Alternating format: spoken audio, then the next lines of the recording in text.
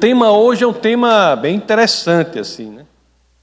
É o seguinte: será que a fé, por si só, ela salva? Será que a fé, por si só, ela salva? É sobre isso aí que nós iremos conversar no nosso bate-papo de hoje.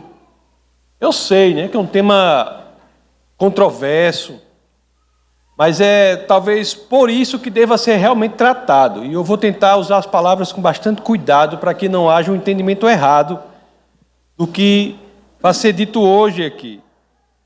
E o interessante é que talvez não haja ponto de partida melhor para esse assunto nos 66 livros da Bíblia do que a carta daquele que foi o irmão do nosso Senhor, o irmão de Jesus de Nazaré. É alguém que viajou por muitas igrejas no primeiro século, as primeiras igrejas, inclusive ele foi um dos líderes da igreja em Jerusalém. Eu falo de Tiago, a grande carta de Tiago, né? São Tiago, carta fantástica. E o fato é que Tiago, ao viajar por essas tantas igrejas ali, ele ia para as igrejas e identificou um fenômeno naquelas igrejas. Ele ficou impressionado com o que viu. O irmão, né? Irmão primeiro por parte de mãe, depois ficou sendo irmão por parte de pai também, né? Ele, de Jesus Cristo, ele saiu ali e viu um fenômeno ali, uma situação interessante ali. Ele viu nessas igrejas pessoas que criam na doutrina que estava sendo ensinada, mas cujas vidas em pouco se diferenciava daquelas vidas das pessoas que não criam. Ele disse: espera aí, existem pessoas aqui na igreja que professam a fé, creem na doutrina que está sendo ensinada, mas quando eu olho para a vida delas, eu não vejo muita diferença na vida dessas pessoas para a vida de algumas pessoas que não professam essa fé. Em outras palavras, meus queridos, será que é possível crer? Será que é possível entender-se como crente e mesmo assim não ser discípulo de Cristo? A resposta que a Bíblia dá a essa pergunta é sim. Por incrível que pareça. É porque ser discípulo de Cristo é mais do que aderir a um conjunto de crenças. É mais do que você aderir a um conjunto de crenças. É, na realidade, permitir que esse conjunto de crenças ao qual você aderiu possa exercer um papel transformador em sua vida. Olha, para falar sobre isso é que eu vou trazer aqui aquela que talvez seja uma das passagens mais mal compreendidas da Bíblia. Uma das, que é lá no livro de Tiago, capítulo 2, verso 17. Então é por isso que eu peço a vocês que, se assim quiserem, claro, abram as Escrituras naquele que será o verso-chave, o texto base do nosso bate-papo de hoje. Tiago 2, 17. Assim dizem as Escrituras: assim também a fé, por si só, se não for acompanhada de obras, está morta. Repetindo, assim também a fé, por si só, se não for acompanhada de obras, está morta. O que que ele quer dizer aqui? Ele quer dizer que uma fé que não promova uma exteriorização condizente com a fé, uma fé que não leve efetivamente a Cristo, é uma fé morta. A fé que não nos leva a Cristo, para perto de Cristo, a fé que não transforma a nossa vida, a fé que não pode ser percebida pela vida, pela obra das pessoas, é uma fé morta. É uma fé morta, é uma aparência irreal do que deveria ser. Isso é uma coisa muito importante que Tiago traz. Você veja que quando você vai lá na Riviera Francesa, existe um modelo de status muito forte, que é o dos apartamentos terem sacadas. A Riviera Francesa é um lugar muito bonito, né? E é status para eles lá, os apartamentos terem umas pequenas sacadas, onde eles podem ir e olhar toda aquela beleza natural. Tem muitos prédios lá que não tem sacadas, e a sacada, aquela saída é pintada na parede. Vocês já viram isso? Tem o prédio que eles pintam como se fosse um pequeno alpendre assim, pintam as pessoas, pintam até roupa pendurada. Nunca viram isso, não? Então, a fé que não leva a Cristo é como aquelas sacadas falsas pintadas nos prédios da Riviera Francesa, com o intuito apenas de apresentar um status que, de fato, a pessoa não tem. E o pior que o que é dito aqui em Tiago 2,17, para não ter dúvida, ele continua. Tiago 2,20, insensato, quer certificar-se de que a fé sem obras é inútil? E continua um pouco mais à frente, verso 26. Assim como o corpo sem espírito está morto, também a fé sem obras está morta. Mas cuidado, meus queridos, cuidado. Nem de perto, Tiago está dizendo aqui que a nossa salvação é pela fé mais obras. Ele não está dizendo isso. O sacrifício de Cristo é suficiente para a nossa salvação. Nada pode ser adicionado a isso. Uma das especialidades das seitas, uma das especialidades de agrupamentos não cristãos é exatamente colocar critérios extras para a salvação, negando a suficiência do que Cristo fez por nós. O que Cristo fez por nós é suficiente. Em outras palavras, se as suas obras fossem necessárias para a sua salvação, você deveria adorar dois senhores, Jesus Cristo e você mesmo. Nós adoramos só a Jesus Cristo porque foi pelo exercício dele, pelo que ele fez, que efetivamente somos salvos. O que Tiago esclarece aqui ele não está dizendo que as obras são causas. As obras são causas da salvação. Ele não está dizendo isso, não. O que ele está dizendo aqui é o seguinte, que as obras são consequências, são efeitos da fé que leva a Cristo. Se você está, de fato, com a fé que leva a Cristo, isso vai ser exteriorizado em obras. As obras, meus queridos, são frutos do Espírito salvo. Se nós não vemos frutos na árvore frutífera, alguma coisa deve ser feita. Tem de fazer alguma coisa. Se você olha para a árvore frutífera e não vê frutas, há um problema sério naquela árvore. Se ela deveria dar frutos e não está dando, é um problema sério. A fé que leva a Cristo, inevitavelmente, produz obras correspondentes. E essa é a verdade do livro de Tiago. Você sabia que é possível alguém ter fé na doutrina cristã e não ir para Cristo? Isso é um dado, às vezes negligenciado por muitos, mas é uma verdade. A própria Bíblia, o próprio livro de Tiago, identifica um grupo que crê na doutrina cristã e nem de perto podemos dizer que ele está perto de Cristo. Nem de perto podemos dizer que podem ser considerados discípulos de Cristo.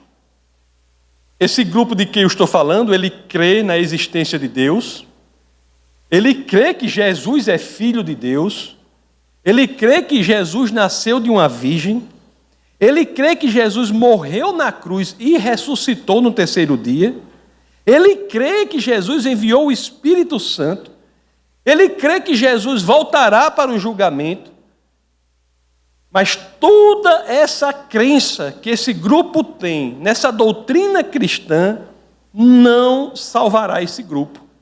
Você sabe por quê? Esse grupo, além de crer nisso, eles até tremem ao pensar nisso. Sabe de que grupo eu estou falando? O grupo dos demônios. Eu estou falando do grupo dos demônios. Os demônios creem em tudo o que eu falei. É porque, apesar de crerem nisso, eles resolveram se afastar de Cristo. Eles resolveram não ficar perto de Cristo. Lá em Tiago 2,19, é quando ele diz, Tiago 2,19, você crê que existe um só Deus? Muito bem, até mesmo os demônios creem e tremem. Você crê que existe um só Deus? Muito bem, até mesmo os demônios creem e tremem. Olhe, a fé não nos salva. Quem nos salva é Cristo. É preciso entender isso. Quem nos salva é Jesus Cristo. A fé não nos salva. A fé é como uma ambulância que leva o homem que precisa de cirurgia para o cirurgião. Não é a ambulância em si que salva o homem, embora você possa até falar dessa forma, mas em si não é a ambulância que salva o homem. É preciso que ela leve o homem para o lugar correto, em que ele vai receber aquilo de que precisa. É preciso que a fé leve o homem para Cristo. Você pode dizer assim, meus queridos, o pastor está dizendo que a fé não salva. Mas na Bíblia, nós vemos algumas vezes assim, a Bíblia falando, né? A tua fé te salvou, né? É verdade. Eu vou aqui, inclusive, apresentar 3 exemplos disso. Tem muitos. Apresentar 3 exemplos disso em que a Bíblia diz, a tua fé te salvou. Eu tenho ciência de que a Bíblia diz isso. Eu selecionei todos 3 só no livro de Lucas. Né? Tem aquela situação em que Jesus é ungido pela mulher pecadora, que ela vem até Jesus, ele é ungido, os pés ungidos pela mulher pecadora, e lá em Lucas 7,50, Jesus diz à mulher, sua fé a salvou, vá em paz. Outro episódio do livro de Lucas, né, o episódio dos 10 leprosos, os 10 são curados e um só volta para agradecer a ele, lá em Lucas 17,19, Aí Jesus olha e diz, levante-se e vá, a sua fé o salvou. Há passagens também que Jesus diz que a fé não só salvou, diz que a fé curou. Lá na passagem da mulher do fluxo de sangue, muito conhecida, que ela vai para perto de Jesus, e Jesus diz, filha, está em Lucas 8,48, Jesus diz, filha, a sua fé a curou. Vá em paz. Mas você analisando não só essas situações, mas qualquer uma outra da Bíblia, qual é o padrão que nós vemos em todas essas histórias aqui? Não só no caso da mulher pecadora, não só no caso do leproso, não só no caso da mulher do fluxo de sangue. O que é que em todas essas situações inevitavelmente ocorre? O que é? Em todos os casos em que isso ocorre, sem exceção, aquela fé específica leva a pessoa para perto de Jesus Cristo. É a proximidade de Cristo, que é quem nos salva, que gera transformação de vida naquelas pessoas. A fé tem o condão de salvar, não por ela mesma, mas quando ela é capaz, você dá abertura para que ela leve você para perto daquele que efetivamente vai causar salvação e transformação na sua vida. Na área da apologética, vocês sabem que o Defesa da Fé tem uma atuação importante na área de apologética, nas universidades. É muito comum as pessoas dizerem assim: como é que um conjunto de ideias pode levar alguém ao céu? Eu digo claramente, o cristianismo não diz isso. Quem nos leva ao céu é uma pessoa, que é o próprio Deus vivo que veio à Terra. Não é um conjunto de ideias que leva ninguém ao céu. Realmente seria incrível você ter um conjunto de ideias, uma coisa difícil de você imaginar, mas se você disser que é o próprio Deus que nasce como homem para levar-nos aos céus, aí sim, a coisa parece fazer sentido. Tem muitas passagens. Quer ver outra passagem que é um pouco diferente, não no que acontece, mas que dá um ensinamento interessante? O caso do paralítico, que é trazido pelos amigos para Jesus. Vamos ler isso aí, Marcos 2, né? Vamos ler os versos iniciais ali, vamos ler do 3 ao 5. Olhe só o que as Escrituras dizem. Evangelho de São Marcos, capítulo 2, versos 3 a 5. Acharam? Vieram alguns homens, trazendo-lhe um paralítico. Olha, essa passagem das Escrituras é um negócio, eu acho fantástico isso aqui. Você imagine aí, os caras não conseguiram levar o paralítico para Jesus, estava numa casa. Não tinha dificuldade para aqueles homens, não tinha dificuldade. Hoje é tanta dificuldade para algumas pessoas dizerem: não sei o que, eu não quero, não sei o que, a parede, não sei o que, e lá vai o vento, cheio de... Não sei o que. Os caras foram lá, ia levar o paralítico para Jesus. Eita, a multidão não dava. Peraí, a casa é forrada antigamente? Não, epa! A parede não dá. O paralítico, vamos levar o paralítico pelo telhado. Você está entendendo que o cara é paralítico? Então, olha isso aqui, Marcos 2, 3, né? Capítulo 2, 3. Vieram alguns homens trazendo-lhe um paralítico carregado por 4 deles. Não podendo levá-lo até Jesus, por causa da multidão, removeram parte da cobertura do lugar onde Jesus estava e, pela abertura no teto, baixaram a maca em que estava deitado o paralítico. Preste bem atenção no que eu vou ler agora. Vendo a fé que eles, os amigos, vendo a fé que eles tinham, Jesus disse ao paralítico: filho, os seus pecados estão perdoados. Meu amigo, isso é a fé. A fé que leva para Jesus por cima do telhado. Se fosse um surdo era mais fácil, né? Levar pelo telhado, porque o surdo, sabe, tinha a perna para subir, tinha tudo. Mas o paralítico, olhe, outra coisa importante aqui, viu? Outra coisa muito importante aqui. A fé, está dito aqui na Bíblia, é o exemplo da Bíblia aqui que ocorre. A fé de outras pessoas pode alterar o curso de nossas vidas. Não é um exemplo incrível? Se a fé de outras pessoas servir para levar você para perto de Cristo, ela alterará o curso da sua vida. Tem gente, cristão, que tem fé, e a fé dessa pessoa afasta o amigo de Cristo. Você não é verdade isso? Não precisa dizer o nome não, mas se você pensar, você não acha alguém?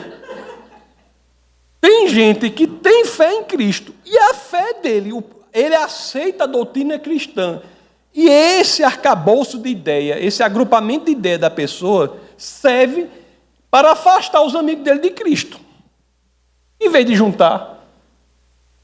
Mas se o arcabouço de ideias dele, a fé dele servir para aproximar os outros de Cristo, é um poder tremendo. Outra coisa importante que nos ensina, nunca devemos subestimar o poder da oração pelos outros. Mães que oram décadas por seus filhos. Mulheres que oram décadas por marido, né? Isso tem muito, né? Tem umas que ficam felizes quando o marido morre, né? Tem isso também. O maior problema que tem na igreja é abrir espaço para testemunho de viúva. Olha, abrir espaço para testemunho de viúva, o pastor tem que ouvir três vezes o testemunho antes para ver se está de acordo com a palavra.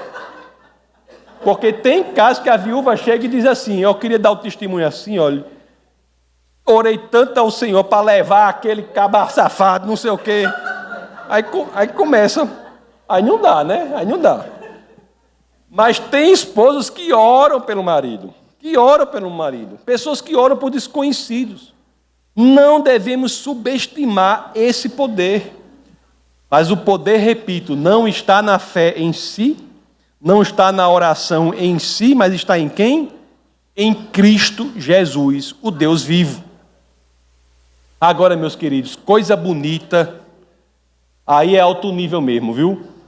Coisa bonita é quando nós deixamos que essa fé realmente transforme a nossa vida.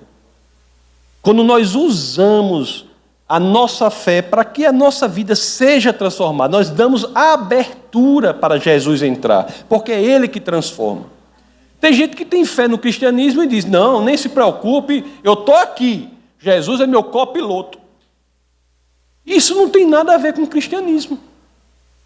Eu não sei, que está mais parecido com o islamismo.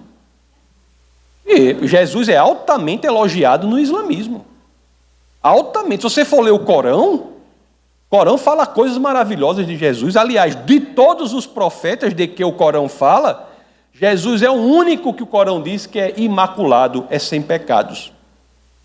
Ser co-autor da sua vida, se Jesus é co-autor da sua vida, você não é cristão. Cristão é aquele em que Jesus ocupa a liderança, ele é o piloto. Ele não é o copiloto, ele é o piloto da nossa vida. Então, quando é assim, aí a nossa fé nos leva para Cristo. E ela, por nos levar a Cristo, gera poder transformador em nossa vida. Nós ficamos mais e mais parecidos com o nosso Criador. É um fenômeno fabuloso. Lá em Colossenses 3:10. Colossenses 3:10. Olhe só que coisa bonita. Mas agora abandonem todas essas coisas. Olhe só o que uma fé que leva a Cristo deve promover, deve nos impulsionar, deve nos inclinar a fazer. Olhe só. Mas agora abandonem todas essas coisas: ira, indignação, maldade, maledicência e linguagem indecente no falar. Já falei para vocês aqui negócio de linguagem indecente. Já falei para vocês que o único palavrão que a gente permite aqui na igreja é qual? Eita pílula, é o único palavrão que a gente permite. Não mintam uns aos outros, visto que vocês já se despiram do velho homem com suas práticas e se revestiram do novo, o qual está sendo renovado em conhecimento à imagem do seu Criador. A Bíblia é a história de como Jesus veio restaurar aquela situação inicial em que fomos criados à imagem e semelhança de Cristo. A imagem e semelhança de Deus. Cristo vem restaurar essa situação. Meus queridos, eu sei que o processo é lento, pode ser lento. Eu não estou dizendo que o processo pode ser lento. Mas, por mais lento que seja, ele tem de ocorrer progressivamente, em uma direção. Nem que seja milímetro após milímetro, milímetro após milímetro, mas ele tem de estar ocorrendo assim. Quando somos levados para perto de Cristo, é isso que tem de ocorrer. Eu sei que às vezes esse processo não é só lento, mas é também o quê? Doloroso. Eu sei que é difícil às vezes, mas é infalível. quando nós damos a abertura para Deus agir na nossa vida, meus amados. É por isso que a Bíblia diz assim, que nós, enquanto cristãos, nós devemos estar sempre nos examinando, sempre nos analisando, sempre checando a nós mesmos. É uma luta. Devemos estar sempre checando a nós mesmos. Porque vai que você identifica algum problema crônico. Você se analisa aí. Aí fica assim, aí fala o palavrão, eita pílula, aquela área ali, eu estou confortável naquele pecado. Não é que você não peque, não. Todo mundo pode pecar. Mas o santo, aquele que está perto de Cristo, se ele peca, ele não se sente confortável no pecado. Ele se sente mal. Ele conserta isso, pede perdão ao Senhor, e quando ele pede perdão ao Senhor de coração, tudo é jogado no lago do esquecimento, no mar do esquecimento. E ele retorna da estaca zero. Mas o problema é que você tem que se examinar para ver se tem alguma coisa errada, que você está confortável com aquilo. Que você não sente um arranhado dentro de você. Se você é cristão, o estilo de vida pecaminoso é incompatível com o Espírito Santo habitando na gente. Então você tem que analisar-se a si mesmo. E se identificar isso, acenda a luz vermelha. Lá em 2ª carta aos Coríntios, capítulo 13, verso 5, nós lemos isso. Diz assim, examinem-se para ver se vocês estão na fé. Provem-se a si mesmos.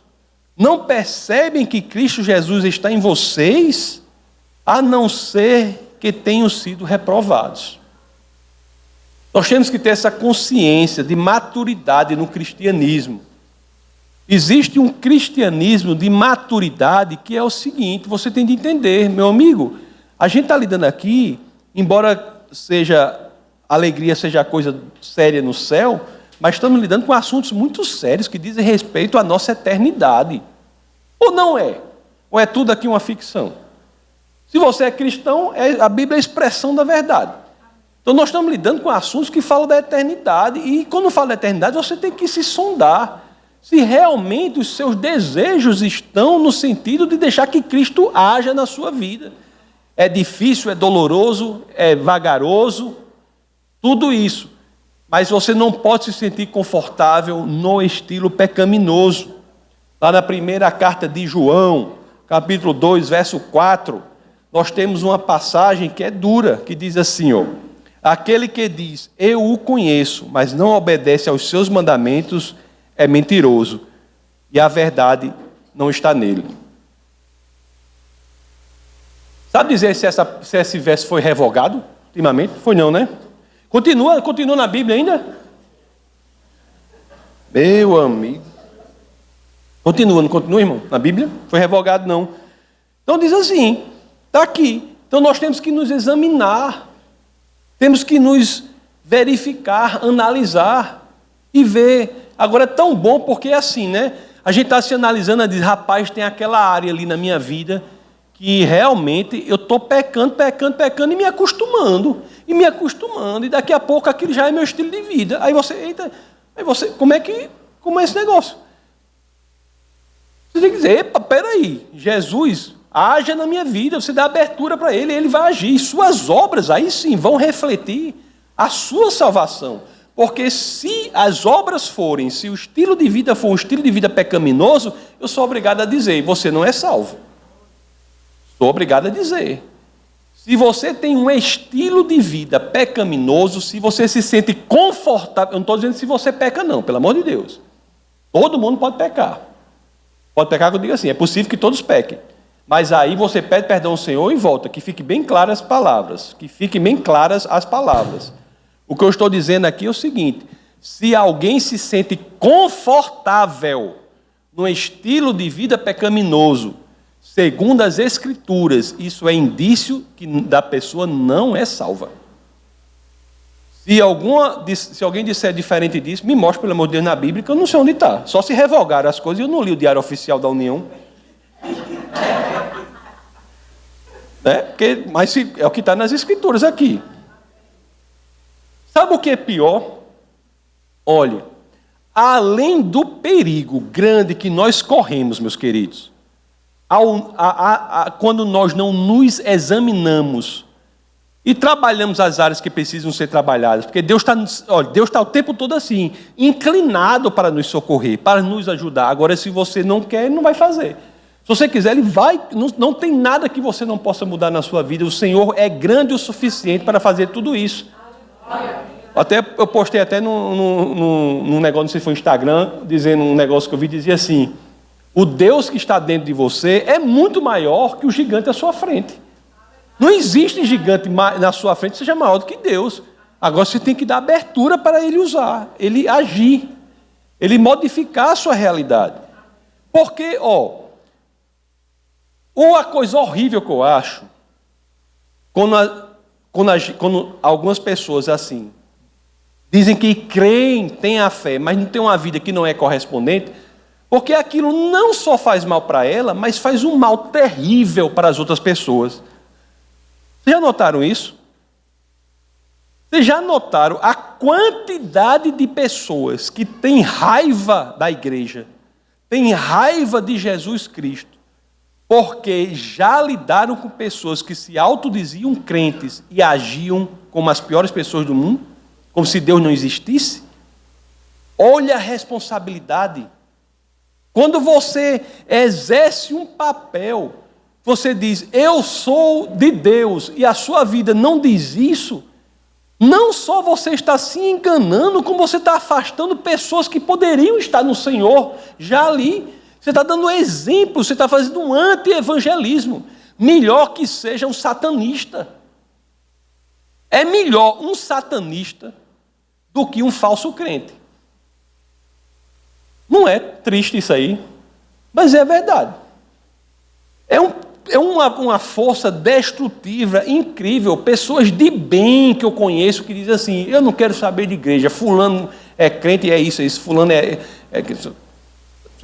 O próprio livro de Tiago, ele descreve 7 situações importantes que a gente tem que agir nelas. Eu vou falar sobre isso numa das pregações no futuro, talvez a próxima.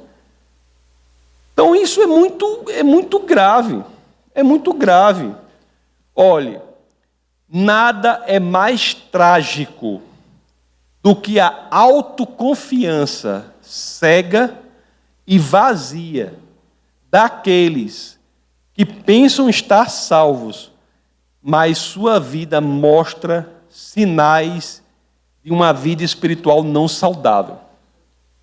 A autoconfiança de alguém que se diz salvo, mas acha que está salvo, mas quando você olha para a vida dá claramente sinais de uma vida espiritual destruída. Isso é de uma tragédia incrível. É uma tragédia para ele, claro, e principalmente porque afeta negativamente um sem número de pessoas que poderiam ser levadas a Cristo por uma vida condizente e, do contrário, são afastadas do Senhor por verem a hipocrisia na igreja. Não é isso? Uma vez, lendo sobre a descoberta do túmulo daquele faraó egípcio, Tutankhamon. Descobriram o túmulo desse faraó egípcio, né, que é um faraó da 18ª dinastia do Egito. Ele viveu por volta dos anos 1300 a.C. e morreu adolescente. Aí teve um arqueólogo inglês que foi investigar e descobriu o túmulo deste faraó. E esse arqueólogo ele ficou famoso por conta disso, que é o Howard Carter, é um arqueólogo inglês que descobriu esse túmulo. Aí ele foi lá, lá descobriu em 1922. Aí ele foi lá tirar o túmulo lá. Aí abriu, o túmulo estava intacto. Aí ele abre o túmulo, tinha um caixão. Ele abre o caixão e descobre outro caixão dentro do caixão. E o outro caixão dentro do caixão era folheado a ouro. Pense.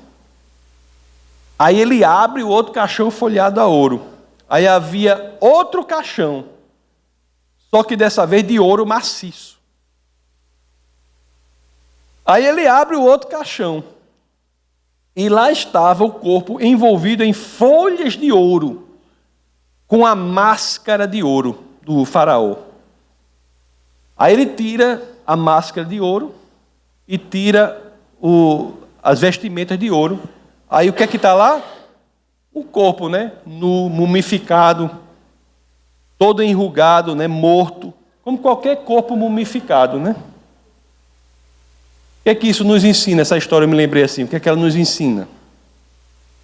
A nossa fé, né? Se for uma fé que por meio dela nós não dermos espaço para que ela nos leve a Cristo, ela será como esse caixão de ouro maciço, como essas roupas e essa máscara de ouro puro. Nossa fé não pode ser como o caixão do faraó, meus queridos, que dá uma aparência tal, mas por dentro existe podridão e morte. Não pode. O plano de Deus é só um, é que a glória dele seja refletida em nossa vida, meus amados, em cada um de nós aqui. E basta que nós abramos espaço para o agir do Espírito de Jesus Cristo, que é o Espírito de Deus, na nossa vida, para que essa fé seja efetiva, seja transformadora, para que cada dia a gente possa dizer: meu amigo, eu estou fazendo coisas aqui impressionantes. Você olha para trás e diz: olha, eu mudei e mudou para melhor. Embora às vezes seja difícil. Não pode ficar andando para trás. A fé genuína não dá retrocesso, não. Estava vendo, Orlando, o brasão da Austrália. O brasão da Austrália tem 2 animais. Aí eu disse: o que esses animais têm a ver aí, né? Um só pode ser o quê? Canguru, né? E o outro é uma ema. A ema é aquele passarinho bem grande, né? É aquela galinha bem grande, né?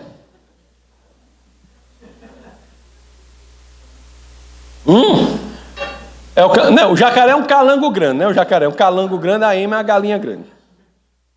Então, no brasão da Austrália, tem uma ema e tem um canguru. Eu disse: rapaz, o que esses 2 animais têm em comum?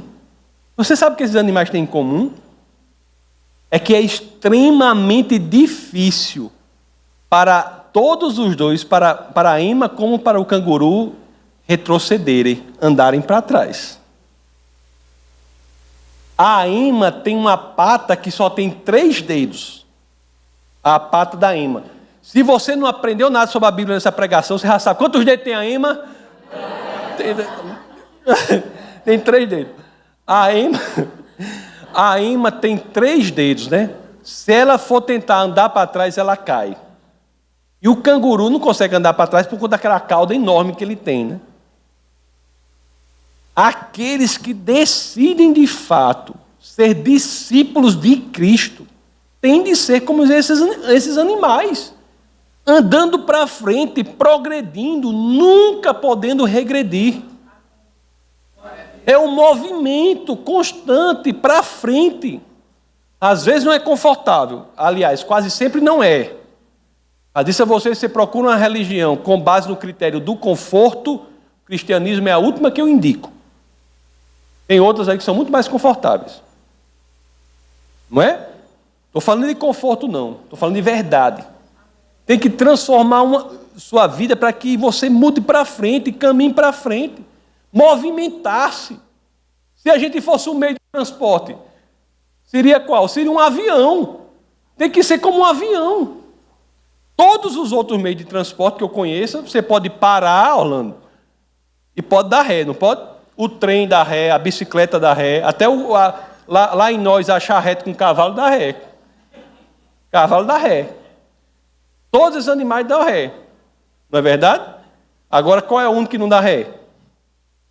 O avião, meu amigo. Se o avião der ré, ele cai. Ele cai. Nós temos que ser como um avião. Os motores do avião. O avião só está seguro quando os motores o impulsionam para a frente e para o alto. Olha só que analogia linda. O avião só está seguro quando os motores o estão impulsionando para a frente e para o alto. Qualquer outra situação é mais perigosa para o avião. E assim deve ser a nossa vida espiritual. O Espírito de Jesus, o Espírito de Deus, que ele possa ser o motor que impulsione a nossa vida, assim como o motor do avião, sempre para a frente, sempre para o alto. Amém? Que possamos ter esse posicionamento. Como disse lá na tradução para o nordestinês, lá que tem, como é que a roça é grande e os cabamachos são pouco. Não é assim a tradução da Bíblia, correta? A tradução, né? A tradução do grego, não é assim para a gente? Traduzindo diretamente do grego para o nosso português. A roça é grande, os cabamachos são pouco. Então você tem que olhar para frente e entender que a fé genuína não salva. Quem salva é Cristo. A fé salva quando ela torna você perto de Cristo. E se você está perto de Cristo, você vai ter uma transformação na sua vida, de forma que você não voltará, nem pensará em voltar para trás. Se você tem, meu querido ou minha querida, alguma área da sua vida que você acha que está se tornando um problema crônico, você está se sentindo confortável em algum pecado que você sabe o que é, este é o momento de você aí no seu lugar pedir para o Senhor: Senhor, eu me arrependo, haja na minha vida, me transforme, e Ele assim fará. Não se engane, o pior lugar, o pior caminho é achar que no problema crônico não há nenhum problema. Há sim muito problema. Se a vida do crente não apresenta obras condizentes com a proximidade que nós devemos ter de Cristo, esta vida está com muitas situações problemáticas. Repito mais uma vez, para encerrar. Não estou dizendo que a pessoa não possa pecar. Eventualmente todos pecamos. Mas quando erramos, é o momento de chegar ao Senhor e dizer: eu me senti mal porque errei. Senhor, me perdoe, eu vou tentar melhorar. E é assim, progressivamente, em busca do alvo, que é Jesus de Nazaré. Vamos orar. Essa foi uma produção do Ministério Internacional Defesa da Fé, um ministério comprometido em amar as pessoas, abraçar a verdade e glorificar a Deus. Para saber mais sobre o que fazemos, acesse defesadafé.org.